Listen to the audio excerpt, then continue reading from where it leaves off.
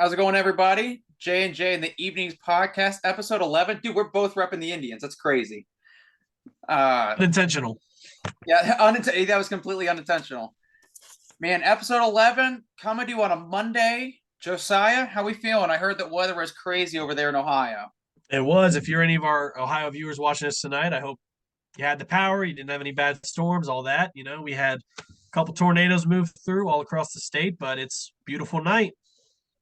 Well, that's good. The Idaho weather for you Idaho listeners, obviously, it's really not that bad. I mean, we had faux snow, so it's not really anything at all. It's more of like debris. So I do miss Ohio weather a little bit just because this is boring over here, but that It is. definitely sums up Idaho. So let's get right into it, man. Dude, the Let's get NBA it. came back on Friday, so we had a little bit of Thursday. So we had a little bit of time here to kind of digest the NBA coming back. And man, let's just get right into Damian Lillard dropping dimes. It was Dame time last night, man.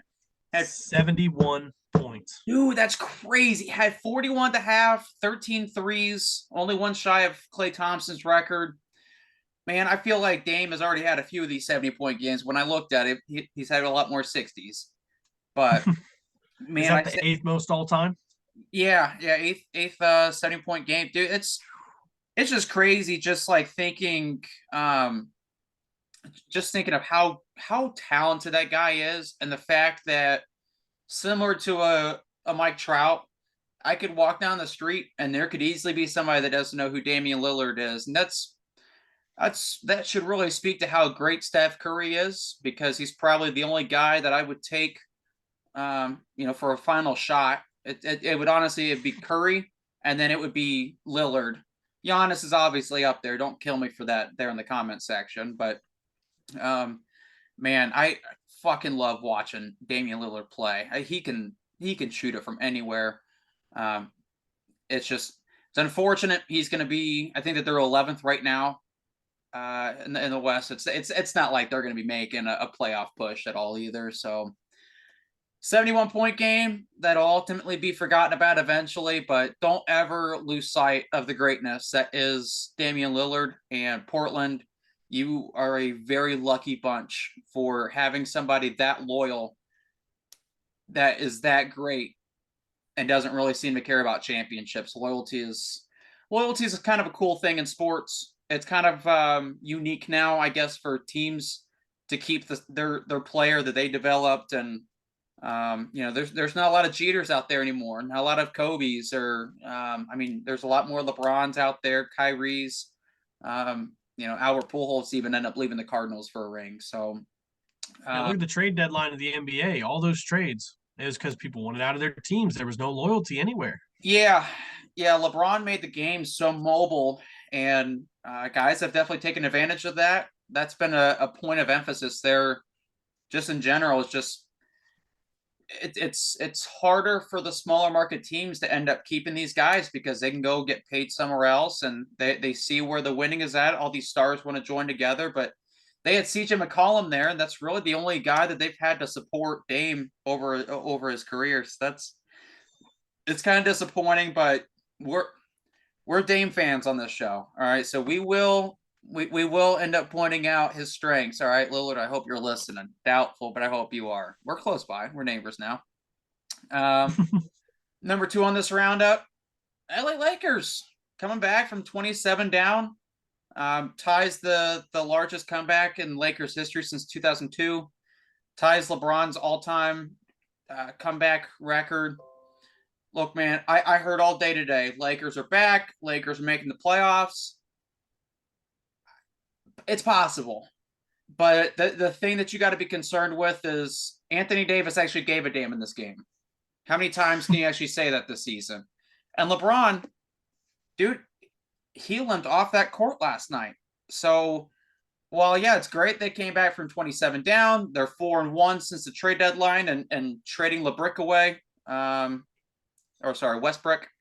But hey, 27 points down. You got 2 of the best players in the league. You weren't shooting well and you were doing it against Luka and Kyrie. So that kind of made Kyrie's eyes, I think, a little bit wider too, because everyone's kind of assuming that that's where he's going to end up going after this season. And I mean, who could blame him? He's not doing too well with Luka. I think they've won one game together so far, so it's not like their track record is going too great. I'm worried for LeBron. I feel like he's going to end up being forced to carry this team. He kind of had to carry the team last night. He did get some help from AD, but like we just said, AD only cares about half the time. So I've tried to collect debts from those people, and those people are very annoying when they only care about once a month. Ain't that the truth? Our third story here for the roundup, though, Clippers Kings. So this got lost in the shuffle after like 24-ish hours. Went to double OT. The Kings ended up coming on top 176 to 175, and I can't help but blame Paul George for that. So that was Russell Westbrook's debut there with the Clippers. There's a lot of hype around it. He really didn't play that bad. I believe he had 13 assists that ended up going for threes. That was the second highest scoring game in NBA history. The interesting stat, too, and this kind of shows you how much the NBA has evolved over its lifespan. The only game that leads that only had 2 threes that were made in its game. And in this game, they had over 40 threes that were made. So that really speaks to how much more the threes are more prevalent than just, driving towards the rim. But I blame it on Paul George. And I know I'm apparently supposed to end up blaming it on their coach over there, Ty Lue. A minutes restriction for second overtime. All right. I hate load management. I hate it. Everybody that watches basketball hates load management. If you are on a minutes restriction, I don't care if you are in the middle of a game. If you are being restricted by how much you can play based off of how many minutes you end up playing, that's load management. In the middle of a game, it cost the team the game. They had to bench their second best player on the team, which made Westbrook the number 2. I give all the credit in the world to the Kings, but dude, they couldn't buy a stop if their life depended on it. And I'm really disappointed in PG. Just it's almost like, I mean, you saw there in the Kansas City game where Mahomes ended up going out there for just a second with that high ankle sprain, and he's sitting there fighting with Andy Reid, and with a high ankle sprain, runs to the locker room. Dude, that's what we want out of our athletes. We want our athletes to care as much about the game as we do. And when the fans care about it more than the players do, there's a problem there. I feel like that's a prime example. I don't care if your coach is telling you, hey, take a seat. You're not playing the rest of this game here. No, I'm fucking playing. I'm going to win this game for my team. The Clippers are in no way. The West is so wide open. There's 5 games that separate the 6th seed from the 12th seed. So you can't really afford these losses. You need to care about getting the dubs and trying to separate yourself from the rest of the pack. So the fact that they looked at that, and it's not like the Kings aren't making the playoffs either. They're at least making the play-in. So this was, it'd be different if they were playing the Nets, who aren't going anywhere anyway. If they were playing the Hawks, or even keeping it in the East, or sorry, in the West. If they were playing the Spurs, okay, at that point, double overtime, it's not really that make or break. It's fine.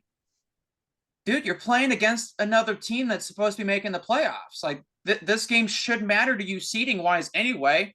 I know that it cares for the Clippers fans that are watching the game because they're thinking about seeding too. So I was, overall, man, it was a great game to watch. It was probably one of my favorite games I've seen. But, man, I just come out of that and just think, man, you couldn't just fight your coach to end up playing the second. they weren't going to go to a 3. If the game was only 1-point game and your second best player was sitting on the bench, I'm led to believe then that probably wasn't going to go to a third overtime anyway. So that's kind of it for your NBA wrap up. A little bit of good stuff, but there's a glass half empty with each of those stories, because it's you got a guy dropping 71 for a team that's not making it anywhere. You got a team that came back from 27 down that I don't really know if they're even going to win a playoff series this year, let alone I just hope they at least make the play-in. And then you got that Kings Clippers game that was almost kind of ruined because Paul George doesn't play in the second overtime. Like, okay, there's a little bit of love lost. 151 points. 351 points combined in that game. I've been sitting here running those numbers in my head. That is almost a point for every day of the year with 14 days left over. Yeah. That's insane. That's insane. I cannot believe that the story came and went. Like the tornadoes, they just came and went. I'm surprised more people weren't talking about it this morning. Well, I mean, you think since that game, you had the Lillard one. Klay Thompson's been kind of holding the fort down. He had another 40-point game. I fucking love Klay Thompson. And then obviously, I mean, the Lakers are always going to be a story. And it really irritated me just hearing people say, like, oh, the Lakers are back. Oh, man, Lakers about to make a playoff push. Why? Because Anthony Davis, for the 5th time this year, actually cared about a game? Or are they back because LeBron ended up limping off the court after the game? He was mic'd up, like saying, I heard something pop. Something popped. And I'm supposed to believe that the Lakers are back. All right. But we do have to talk about it because that was an impressive comeback. But, man, that's the NBA for you. You have a bunch of pussies that play. And then you have a bunch of owners that, similar to baseball in that sense, that you're either in it or you're not. We need to talk football. Oh, yeah. Let's talk football. Let's talk about the news that broke on Friday while we were recording. Jalen Ramsey is no longer going to be a Ram. That's pretty confident. Yeah. They said on the Friday report that a trade deal was likely coming soon, okay? Well, from what I'm hearing, not many teams are willing to give up as much as the Rams would have hoped for. Not even a first-round pick for Ramsey. Shocking. Somewhere in the 2nd and 3rd round. Yeah. And Detroit, who was the top runner to land him, is apparently out on the Jalen Ramsey trades from reports. So are we seeing a similar situation like we saw with Derek Carr where the Rams are just going to have to release him? Man, there's a lot of dead cap there, too, because they literally backed up the Brinks truck. If you remember him in Jacksonville. Dude, he's so overhyped now. I mean, they probably missed their chance to end up getting their first rounder. If they would have traded him last year, I believe that they probably would have ended up getting him. But now at this point, he's really expensive.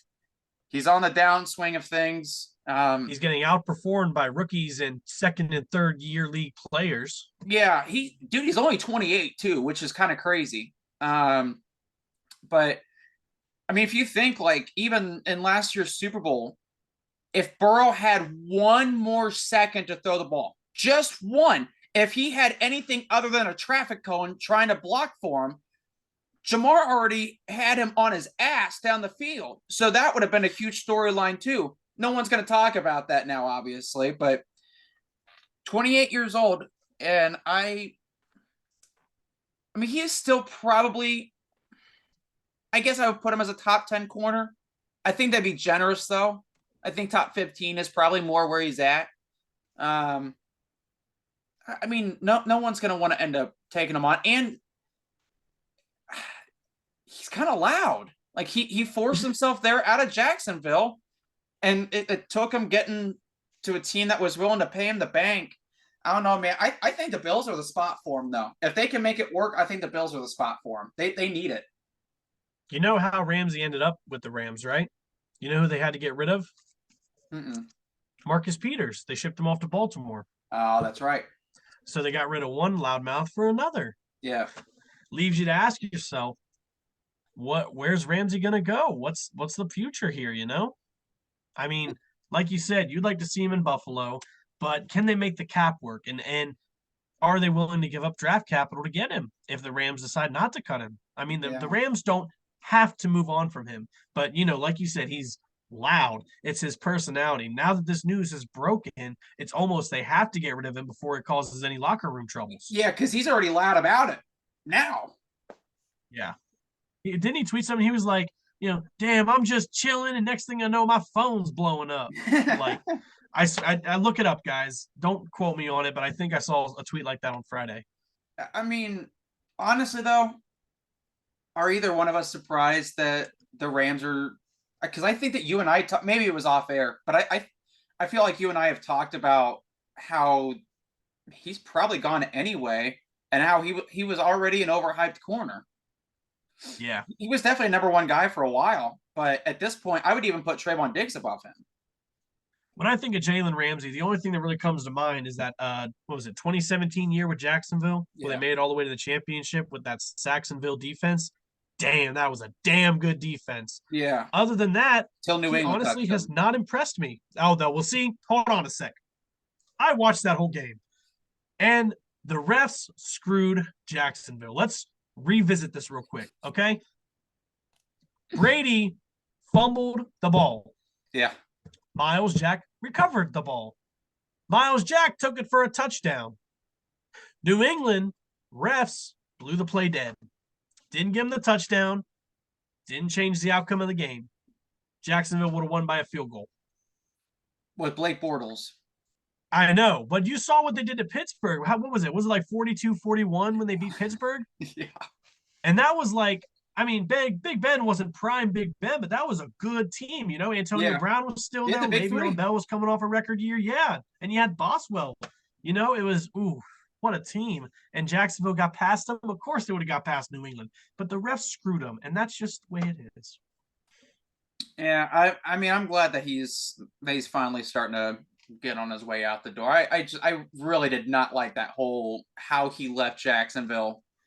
I mean that team kind of disassembled pretty quickly anyway after that run. I think that they had lost like Ngakoue and everything after that too. But you don't think that Jacksonville will take him back, do you? Like a LeBron situation when he came back to Cleveland. I think it's possible. I mean, Doug Peterson is definitely a player-friendly coach. The future is bright over there. Apparently, I'm a closeted Jags fan. I do think that the future is bright over there, and I'm definitely buying some stock. Oh, news just ended up breaking here. LeBron James likely out an extended period of time with right foot injury. Cool. Wow. So that's breaking news. That's our first breaking news right on the air. Hey, there we go. LeBron James, right when we switched over to football. Let's go back to basketball. LeBron James hurt. And you just said how much that killed the Lakers' playoff chances if LeBron has to carry that team on his own. Yep. So that you just said that. Go back and rewind it. He said it. Yeah, man. I'm wow. That's I guess my initial reaction is the Lakers aren't making the playoffs now, because I don't think that they can end up lasting a week without LeBron and make the playoffs. They needed to. They're still 3 games under 500. So I mean, and that's after going 4-1 since the trade's all ended up going down. Lakers are probably done now. There's no way that you can rely on AD. Would this be the second straight season LeBron's missed? Yes. Wow, in his whole career.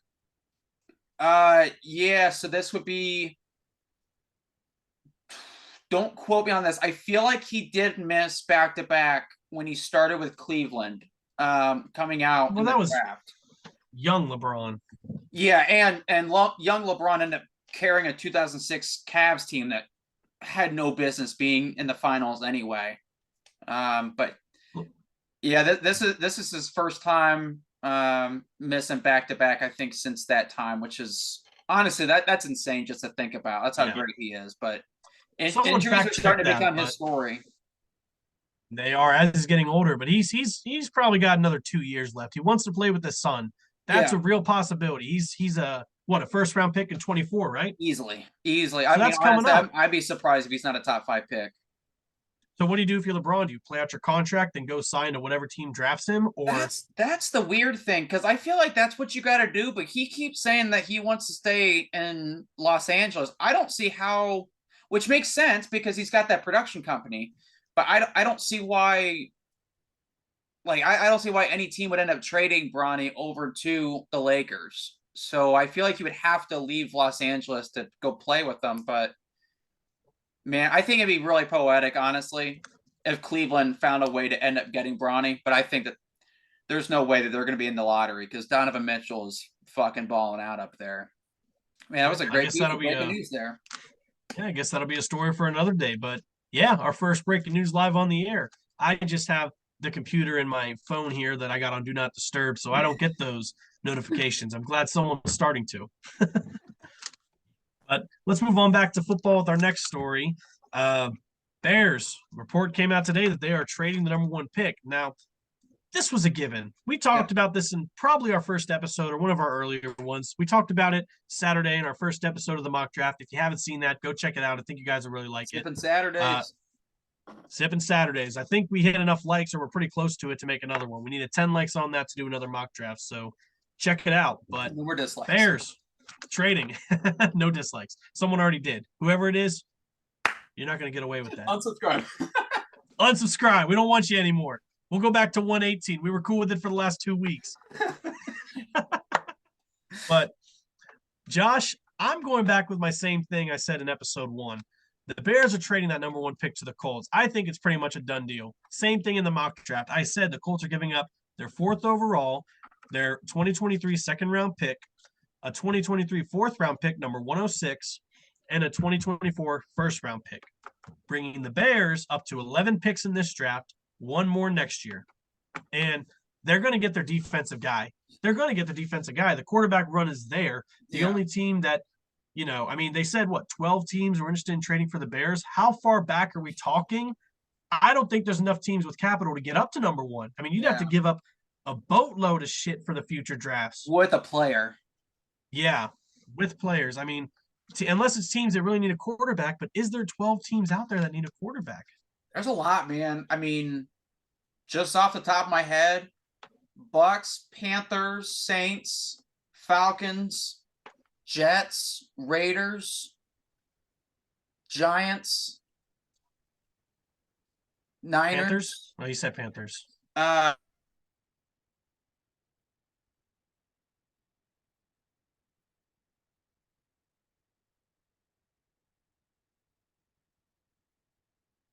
Josh, I can't hear you. Did your sound go out?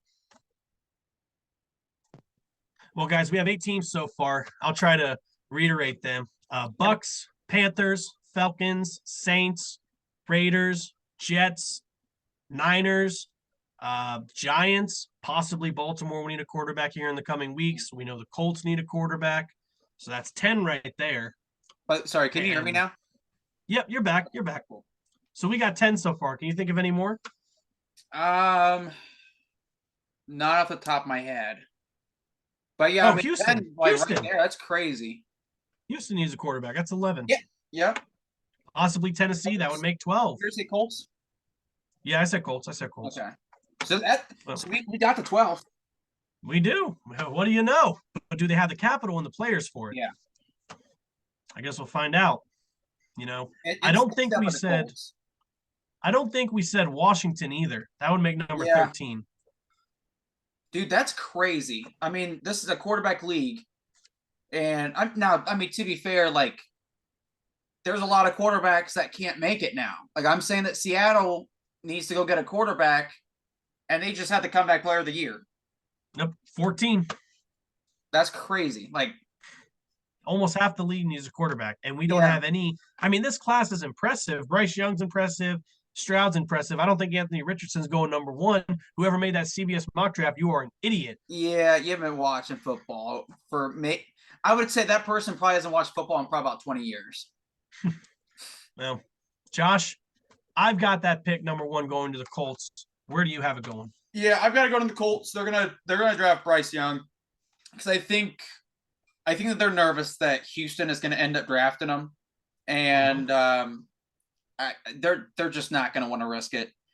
You trade up, Go get your guy.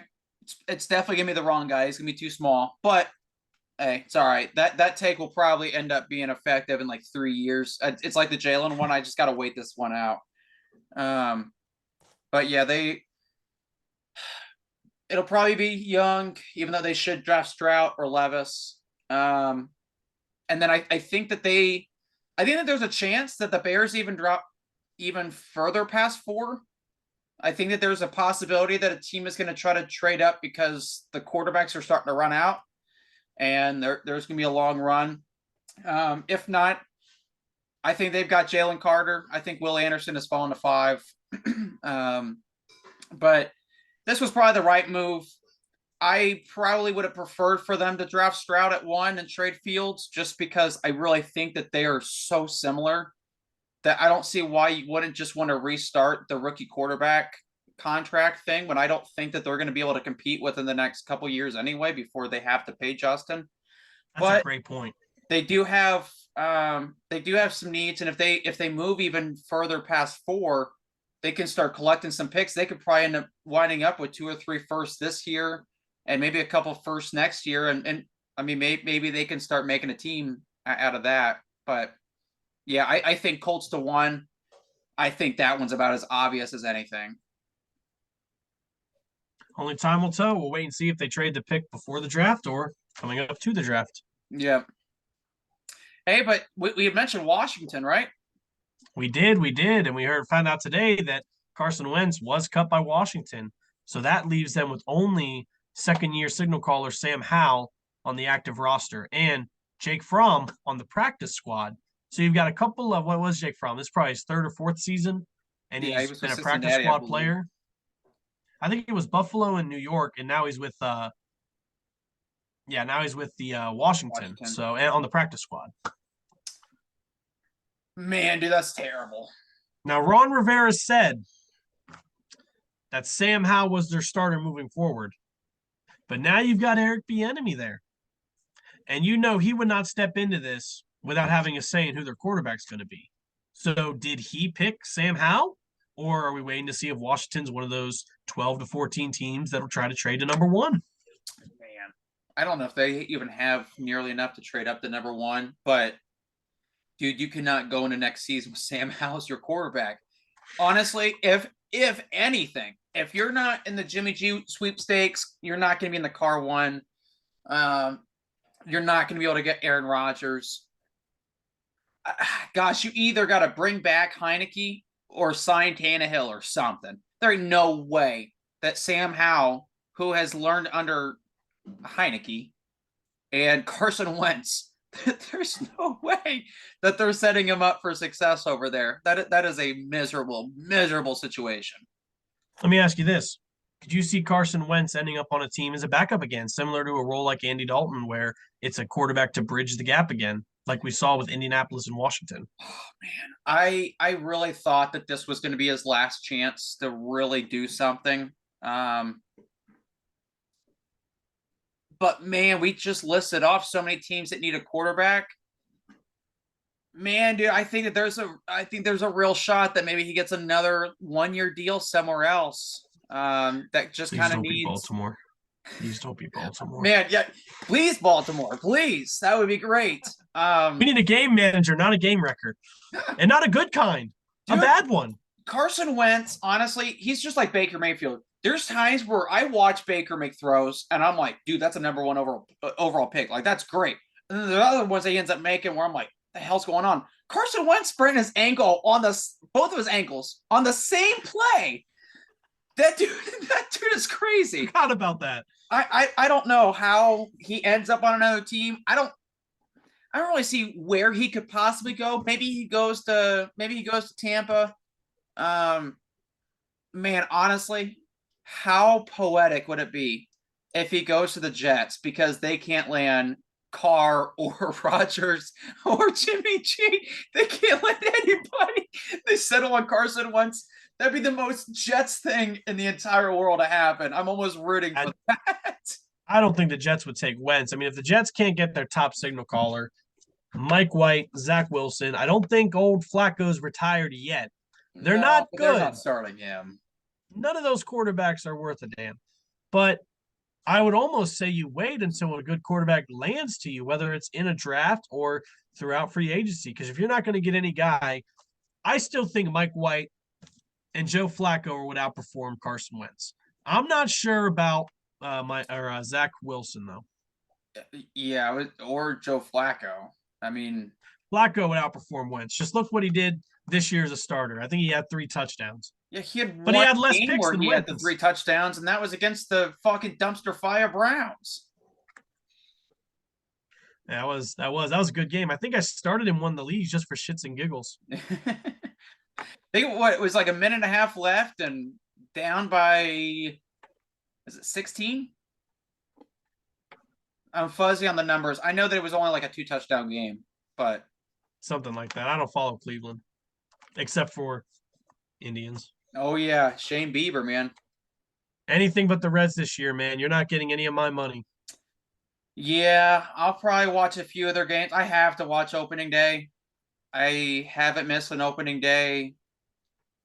Gosh, man. I mean, probably 20 years now. I haven't missed an opening game, unfortunately. But there won't be much past that. No. Opening day is just around the corner now as we've already started spring training. So let's get to some of our top baseball stories here to wrap up. Yeah, so Manny Machado, with 6 years left on his deal, got an 11-year extension to his contract. I think $350 million. Okay, let's talk for a second. All right, so a message to the Padres owner and the Mets owner. Fuck off, all right, because you're fucking ruining my life by just paying all these guys. Second off, Manny Machado, the most overrated third baseman, I would say, over the past decade and a half. Dude does nothing in Baltimore, just whines and cries. Dude goes to the Dodgers, whines and cries. Goes to the Padres. Dude, when this news broke, because there was a story that broke a few weeks ago. It wasn't even a month ago. It came out, was like, oh, I'm gonna opt out. I'm just gonna end up going into free agency after the season. Okay, so it wasn't even a month later. 11 years, $350 million. What are you doing? Baseball contracts are stupid. So by the time that that these players end up becoming available for an extension after their rookie, basically their draft, after their draft contract, it doesn't even start until they end up hitting the major leagues. So really, by the time they're eligible to end up getting an extension, for most guys, you're like later 20s. Dude's 29 years old, 30 years old rather, signed an 11-year contract. So you're okay paying a guy $35 million at 41 years old that won't be able to compete at a high level. Really? Also, you had 6 years left on your deal. How are you already getting an extension for a contract? That makes no sense. Well, they saw that, the top news that came with him in the pitch clock, and they were immediately hooked, I guess, because this came after that incident. Yeah, dude, he doesn't get along with Tatis very well, so that's really cool that you signed him to another 11-year deal. And I think Tatis still has 12 years left on his deal. They just signed an extension with him before they found out that he was cheating while he sucked. So I'm not a big Tatis guy. For me, you can't be an MVP if you're leading the league in errors, but I don't know. I don't know anything about baseball, I guess. But yes, I'm glad you brought up the pitch clock here. Awesome. Love the pitch You're clock. a fan. I love the fucking pitch clock. Ends up shaving the average game time by half an hour. Batters are getting in the box quicker. There's more pitches that are happening at a much more rapid pace. It's going to be an adjustment. It's going to be a while before you're not seeing, pitch clock violations in every game. But that's okay. And some people may end up having an issue with it right now. Change is hard for some people.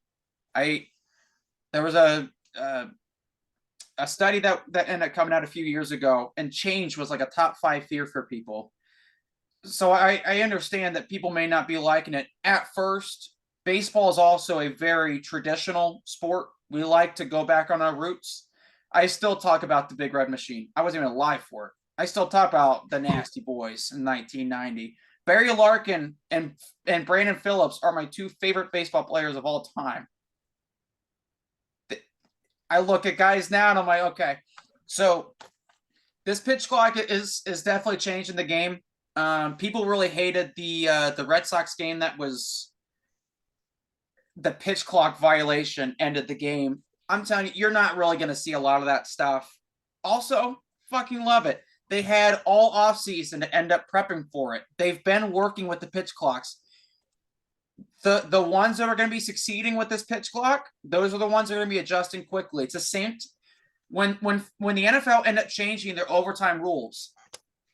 The ones that were winning those overtime games were the ones that adjusted quickly to go, okay, we got to go for it on 4th down. We can't sit here, kick a field goal, and give the other team a chance to end up getting the ball back. We got to go for the touchdown now. So the teams that adjust the quickest, those are the ones that are going to succeed the most. I mean, obviously, I'll be pissed when, somebody from the Reds ends up getting called out on strikes for a pitch clock violation. But, I mean, listen, these players are getting paid millions and millions of dollars a year to adapt and to evolve their game. And this is just another aspect. And I really feel like that this is going to be a key part in making the game more interesting, because I don't know if you watched any spring training games over the weekend, but dude, they're quick. Like, guys are getting up to the plate, already getting set. I think they have until the 8-second mark, and then it's a pitch clock violation for the batter.